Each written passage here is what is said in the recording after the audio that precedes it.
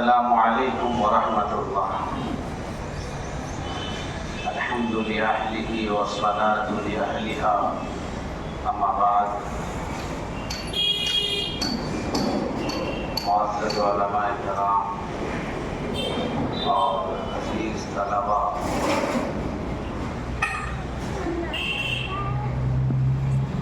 طلباء کی زبانی بہت ساری باتیں یوم جمہوریہ اور اسی طریقے سے یوم آزادی کے تعلق سے آئے۔ یہاں پر موجود علماء کرام یقیناً یوم آزادی یا یوم جمہوریت کے تعلق سے جانکاری رکھتے ہیں، مگر ہمارے طلباء عزیز اور عوام الناس کے چھوٹے کچھ تاریخیں، کچھ یادیں ہمیشہ مستحضر ہونی چاہیے کہ جب یوم آزادی یعنی 15 اگست یا اسی طریقے سے یوم جمہوریت یعنی 26 جنوری کے دن کہیں بھی کوئی پروگرام ہوتا ہے تو اکثر یہی دیکھنے کو ملتا کہ 2-3 کسی مسلمان کا نام اجاگر کر دیا جاتا، لے لیا جاتا ہے اور پورا آزادی کا سہرا غیروں کے سر پہ ٹھوک دیا جاتا ہے۔ اور اس کی وجہ کیا ہے؟ تاریخ سے ناواقفی۔ خود مسلمانوں نے اپنے اکابر کی، اپنے علماء کی،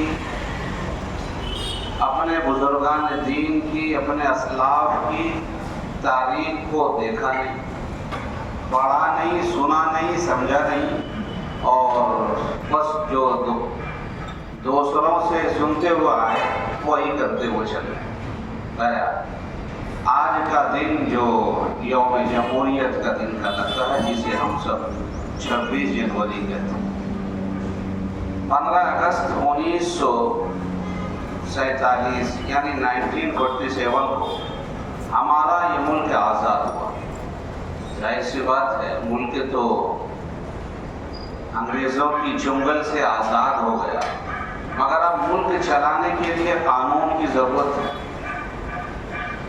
اور جس ملک کے اندر میں مختلف مذاہب کے لوگ، مختلف سوچ و فکر کے لوگ، تو ظاہر سی بات ہے کہ ایسے ملک میں قانون ایسی ہونی چاہیے کہ جس سے ہر سماج، ہر طبقہ کے لوگوں کو جائے صحیح طریقے سے زندگی گزارنے اور اپنے مذہب پر عمل کرنے کا مکمل اختیار ہو۔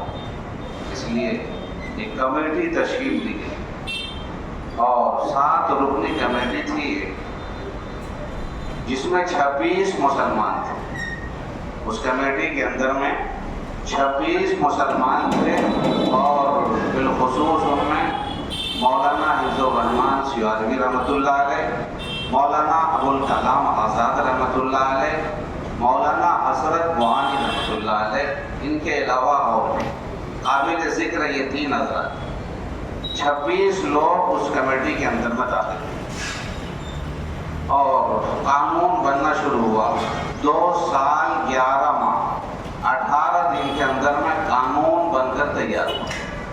1947 کو تو ملک آزاد ہو گیا، 15 اگست 1947 کو، مگر قانون بنانے میں کتنے لگے؟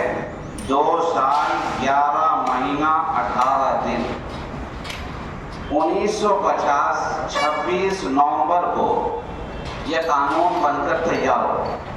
1950 26 نومبر کو یہ قانون بن کر تیار ہوا، اور 24 جنوری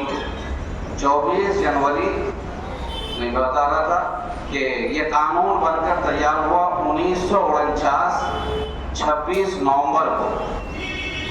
1949 26 نومبر کو قانون بن کر تیار ہوا، اور 24 جنوری 1950 کو اس قانون کے اوپر دستخط کیے گئے۔ ہمارے اکابر جو لوگ کمیٹی میں تھے، سب کے دستخط آج بھی موجود ہیں۔ اور پھر 2 دن کے بعد 26 जनवरी यानी इस मुल्क पर कानून नाफिज कर दिया गया और कानून की खुशी मनाई गई, वही खुशी हम आज मना रहे हैं। तो यकीनन हमारे इस मुल्क के अंदर में 2 दिन बड़ी अहमियत का हामिल है। इसमें 15 अगस्त है, 26 जनवरी। मगर उससे पहले की 1-2 तारीख और बोल देना चाहता हूँ कि मुसलमानों की इस मुल्क के अंदर में हुकूमत थी और तकरीबन 750 साल तक की हुकूमत थी। आगे पीछे और जोड़ देंगे तो 800 साल भी हो जाए, लेकिन सही हुकूमत है तो 750 साल। ये जो कंपनी के बारे में आता है कि अंग्रेज ने ईस्ट इंडिया कंपनी 1601 के अंदर में इस मुल्क के अंदर में कंपनी खोली, यानी तिजारती कारोबार शुरू किया।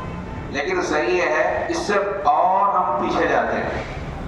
1498 में अरबी मल्ला यानी अरब के इलाके के लोग कश्ती के जरिए से हमारे इस मुल्क के अंदर में आए।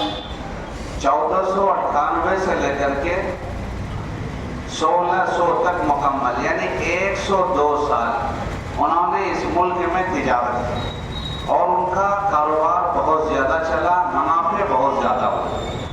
उस मुनाफे को देख करके अंग्रेज़ों की नज़र लगी, उन्हें समझ में आ गया कि ये ऐसा मुल्क है कि अगर हम इसके अंदर में जाएं और कब्जा में, चूँकि उस वक्त हमारे इस मुल्क को सोने की चिड़िया कही जाती, तो बहुत आसानी होगी कि हम उस मुल्क के खजाने को लूट लें। ये पूरी प्लानिंग के तहत 1601 के अंदर में यहाँ के बादशाह, जबकि अकबर का ज़माना था, उस वक्त आकर के उन लोगों ने कहा हम आपके मुल्क में कारोबार करना चाहते हैं। लिहाजा बादशाह ने, बल्कि दूसरे भाई ने, उसके खुर्रम शाह ने उस पर दस्तखत कर और उन्होंने जो है कारोबार शुरू कर दिया। मगर इस कारोबार के आड़ में वो वहाँ से सामान मंगाने के बजाय हथियार मंगाते रहे, मजदूर बुलाने के आड़ में फौजियों को बुलाते। 1601 से लेकर के 1757 तक यानी 156 साल उन्होंने तिजारत के नाम से ही पूरे मुल्क में अपनी तिजारत फैलाई। 156 साल।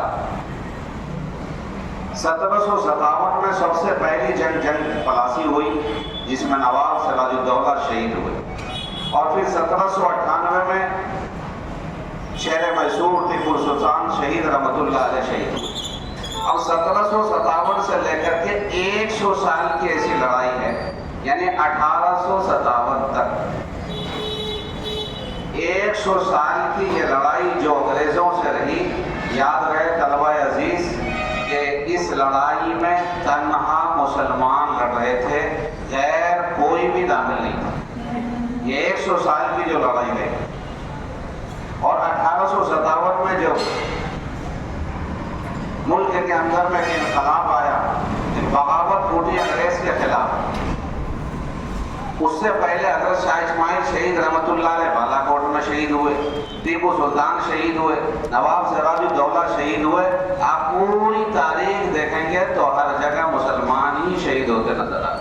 100 साल के अंदर में किसी गैर ने मुसलमानों की तरफदारी भी, मदद तो दूर की बात, तरफदारी भी नहीं की। उसके बाद 1857 के बाद, अच्छा आप तारीख पढ़ते होंगे, हमारे तलबा स्कूलों में भी पढ़े हुए हैं, पूरी जंग आज़ादी की गांधी जी के सर पर रखते थे, इसने मुल्क को आज़ाद कराया। 1857 की जब हम तारीख पढ़ते हैं तो गांधी जी पैदा भी नहीं हुए, उसमें है भी नहीं है। जिले के 57 के बाद तकरीबन 17-18 साल के बाद गांधी जी की पैदाइश होती है, 1869 में 1869 गांधी जी की पैदाइशी होती है। और 1857 में इतना बड़ा आलम बगावत हुआ, बड़े बड़े अकाबिर शहीद हुए, गिरफ्तार हुए। दिल्ली का वो पूरा वाकया, यहाँ से पेशावर तक सारी तारीख हमारे सामने आती। फिर उसके 1857 के बाद बरादरान अजीज भी शरीक हुए।